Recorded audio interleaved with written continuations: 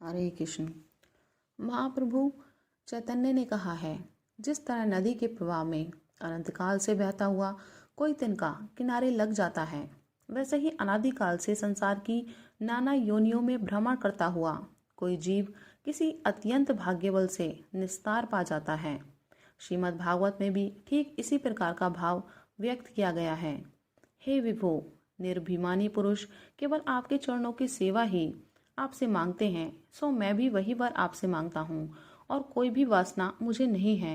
हे हरि, जो मुक्ति देने वाले आप हैं, उनको आराधना द्वार प्रसन्न करके कौन विवेकी पुरुष जिनसे आत्मा का बंधन हो वे भोग आपसे मांगेगा। अर्थात यह विचार करना भूल है। यद्यपि मैं अधम हूँ, तथापि अच्युत के दर्शन मुझे प्राप्त ही होंगे।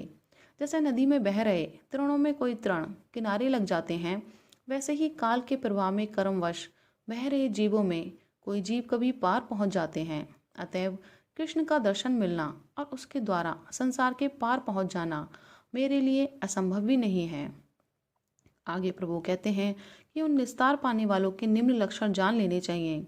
किसी पुण्य बल से जब किसी के संसार का अंत होने वाला होता है, जिसका निस्तार निश्चित हो जाता है, उसे साधु संघ की प्राप्ति होती है और उसकी फलस्वरूप उसकी श्री कृष्ण में रति उत्पन्न होती है। भागवत में राजा मुचुकुंद भी श्री भगवान से यही कहते हैं, भवाप वर्गो भ्रमतो यदा भवे जनस्य तहोच्युत सत्समागमा सत्संगमो यही तदैव सद्गतो परावरेशे त्वयि जायते मति।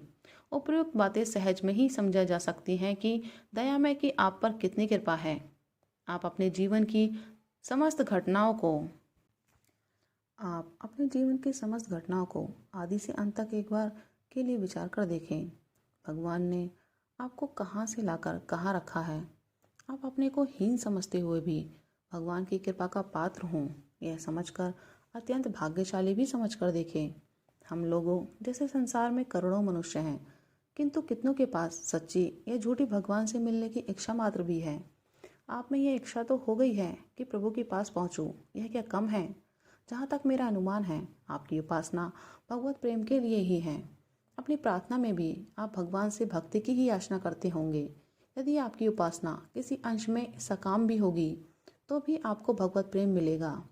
चैतन्य महाप्रभु ने कहा है, अन्य कामी यदि करे कृष्णेर भजन, कृष्ण तारे देन स्वचरण, कृष्ण कहे आमाय भजे मागे विषय सुख, अमृत छाड़ी मागे विष ए बड़ मूर्ख, आमी विज्ञ ए मूर्ख विषय सुख केन, देव तब चरण दिया विषय सुख भुलायु। अर्थात सकाम भाव से भी कोई श्री कृष्ण का भजन करता है तो भी कृष्ण तो उसको अपना चरण ही देते हैं। श्री कृष्ण सोचते हैं कि यह मेरा भजन तो करता है, पर मांगता है विषय सुख, अमृत का परित्याग कर विष लेना चाहता है। ओहो, यह बड़ा मूर्ख है। किंतु मैं तो मूर्ख नहीं हूँ, मैं तो सब कुछ जानता हूँ। मैं इसे विषय सुख देकर ठगने का काम क्यों करूँ? मैं तो इसे अपना चरण देकर इसका विषय सुख भुलाते हुए इसके अंदर सच्चा अनुराग उत्पन्न करूँगा। राधे राधे।